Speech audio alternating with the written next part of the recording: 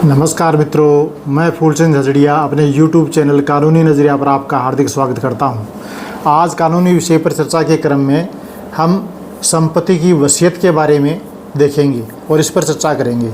तो इसके लिए भारतीय उत्तराधिकार अधिनियम 1925 और भारतीय साक्ष्य अधिनियम 1872 के विधिक प्रावधान के साथ ही साथ माननीय उच्चतम न्यायालय के निर्णय की मदद से इसे समझने की कोशिश करते हैं।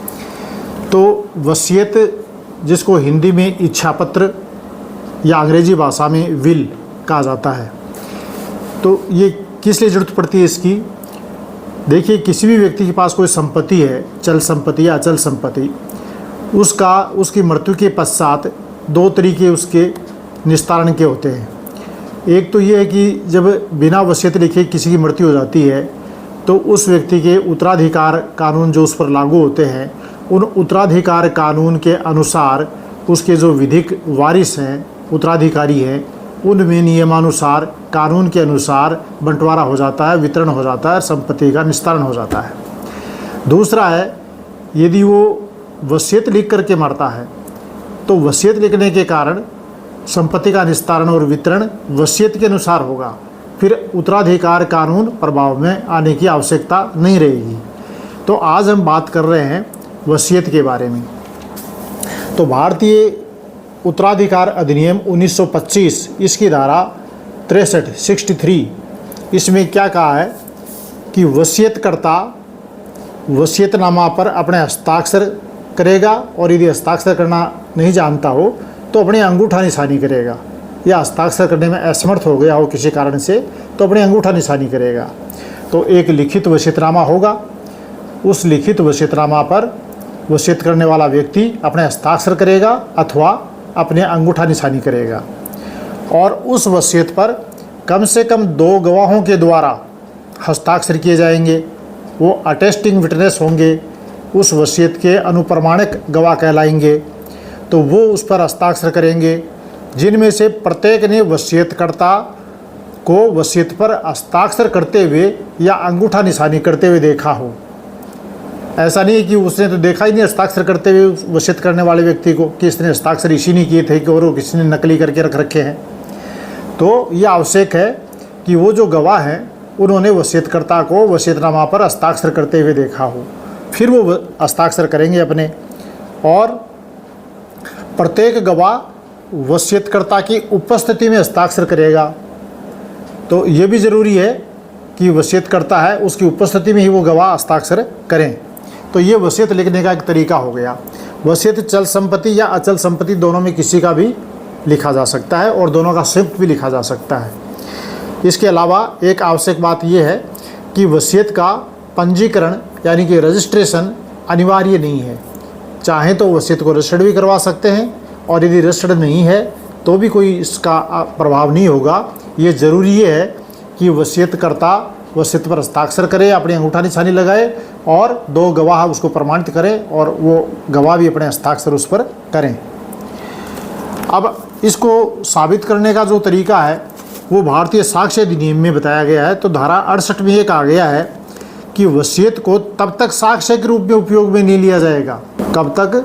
जब तक कि वो 2 अनुप्रमाणक गवाह थे, उनमें से कोई एक गवाह यदि जीवित है और साक्ष्य देने में सक्षम है, योग्य है, तो वसीयत के निष्पादन को साबित करने के लिए उस गवाह को बुला न लिया गया हो।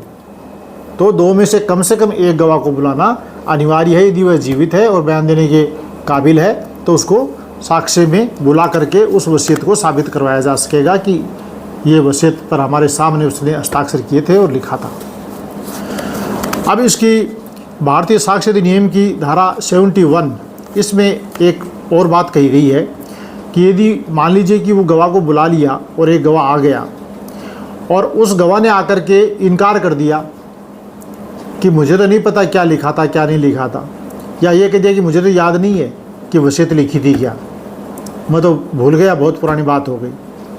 तो इस तरह की वो बात करता है, वाकई भूल गया हो, वाकई याद ना हो, या और किसी प्रलोभन में, किसी दबाव में, किसी कारण से, गलत प्रयोजन से वो इस तरह का बयान देता है, तो क्या ऐसी स्थिति में उस वसीयत को बेकार मान लिया जाए? नहीं।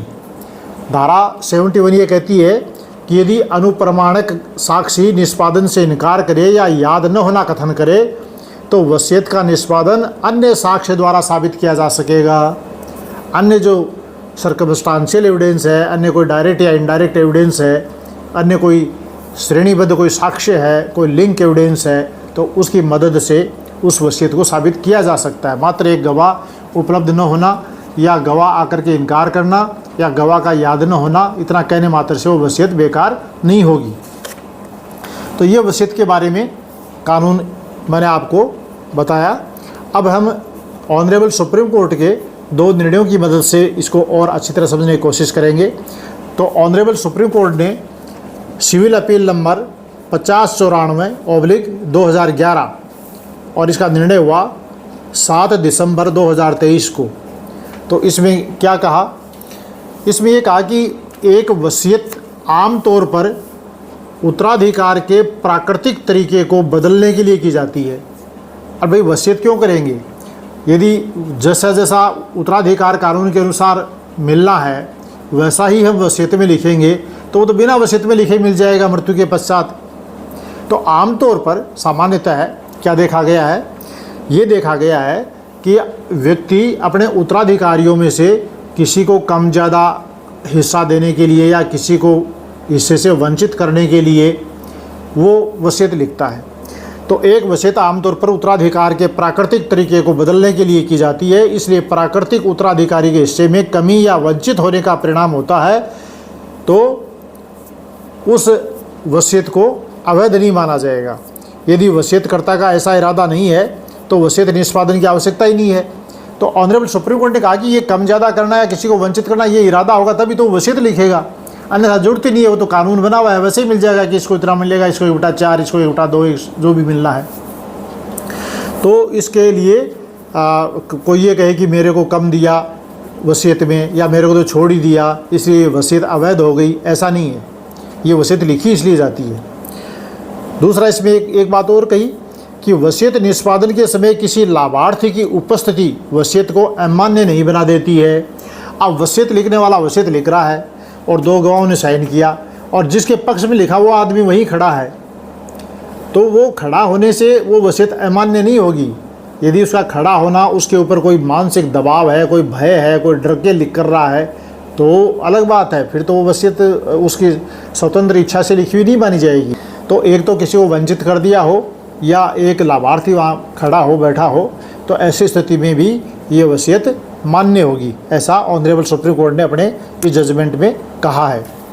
एक और ऑनरेबल सुप्रीम कोर्ट का जजमेंट है सिविल अपील नंबर 8172/2009 और इसका निर्णय हुआ 6 अक्टूबर 2023 को।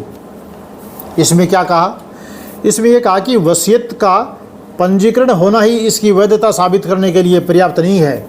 मान लीजिए कि वसीयत को पंजीकृत करवा दिया, रजिस्टर्ड करवा दिया, तो कोई ये कहे कि मेरे पास तो रजिस्टर्ड वसीयत है, बस आप मुझे तो कुछ साबित करने की जरूरत ही नहीं, कोर्ट में दिखा दूंगा, कहीं भी कोई कहेगा उस अथॉरिटी को दिखा दूंगा कि ये संपत्ति की वसीयत, इस वसीयत से मुझे संपत्ति मिली है।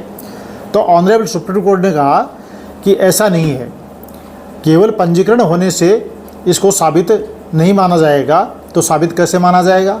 और उनका साबित मानने के लिए ज़रूरी है कि भारतीय उत्तराधिकार अधिनियम की धारा 63 और भारतीय साक्ष्य अधिनियम की धारा 68 जो अभी अपने चर्चा की, इन धाराओं के अनुसार जो कानून में प्रावधान दिए हैं उन प्रावधानों के अनुसार उसे साबित करना होगा।